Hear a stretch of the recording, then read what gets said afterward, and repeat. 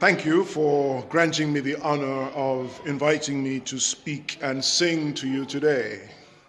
Of all my connections with working men and women, there is none of which I am more proud than my honorary membership of this National Union of Marine Cooks and Stewards.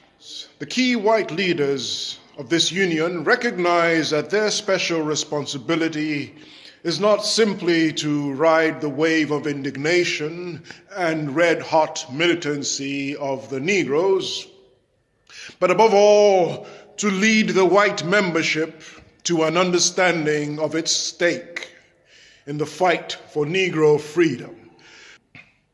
I never tire of telling American working men and women that we must never forget the lesson of Hitler's Germany.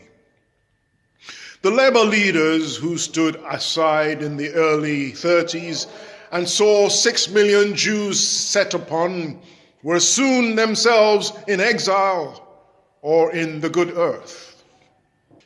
And no sooner had Hitler crushed the natural opposition to his outlandish campaign to stop communism, save Western civilization, and preserve Aryan supremacy, than he plunged Germany and the world into the Holocaust of World War II.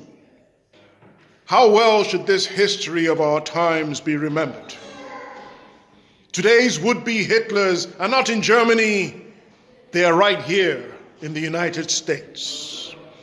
Whether by the MacArthur or the Truman Plan, it makes little difference, for they are both talking war and not peace. And the proud people of Asia are still hordes of coolies and gooks in their sight.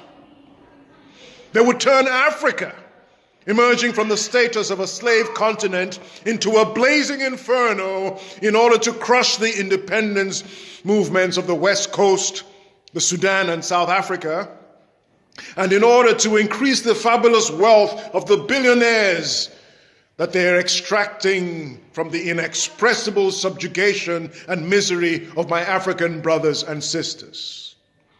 More and more, however, the American war-minded madmen must feel the resistance of their own countrymen. They must be openly challenged and defeated, lest our country go down the shameful road along which Hitler led Germany to destruction and degradation. This convention is a sign that the resistance to war, poverty, and prejudice is growing where it needs most to grow, among working men and women who have at stake in this struggle their whole future and that of their children. The MCS convention means to me that the Negro people have some wonderful allies in our own struggle. It's good to be here. Thank you.